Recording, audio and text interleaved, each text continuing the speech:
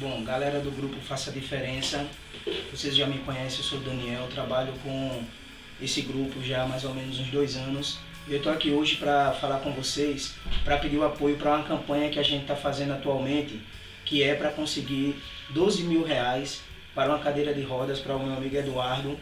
Ele já conta com 2 mil, então faltam 10 mil.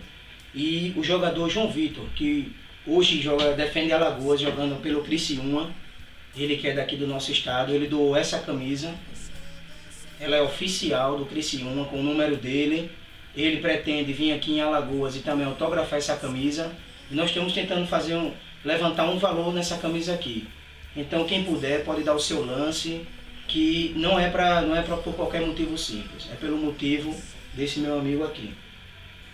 Motivo especial, na verdade, é porque essa campanha que lançou para comprar essa cadeira para mim dar uma mobilidade melhor, uma qualidade de vida melhor, porque com a cadeira elétrica eu posso me locomover sozinho praticamente.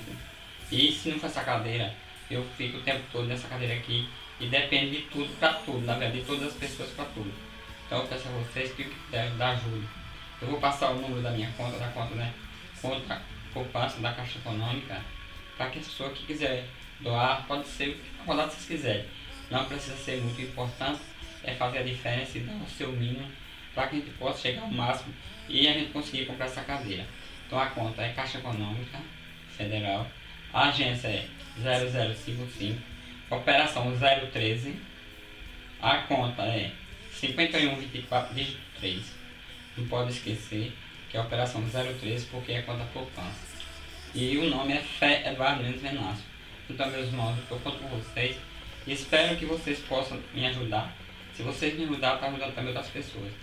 Porque não é só eu que estou com essa doença, e sim mais 3 irmãos meus agora. Já são 6. Morreram 2 e agora tem 4, eu e mais 3. E a campanha dessa camisa, quem quiser, a gente vai colocar no Facebook o número do telefone, que vocês vão poder entrar em contato para poder dar o lance de vocês. Então, você que pode realmente contribuir, não é simplesmente o valor da camisa. Apesar de ser oficial, de ser do Criciúma, um clube que não pertence nem à nossa região, mas é pela solidariedade com o nosso irmão. Desde já, muito obrigado, e o grupo Faça a Diferença agradece.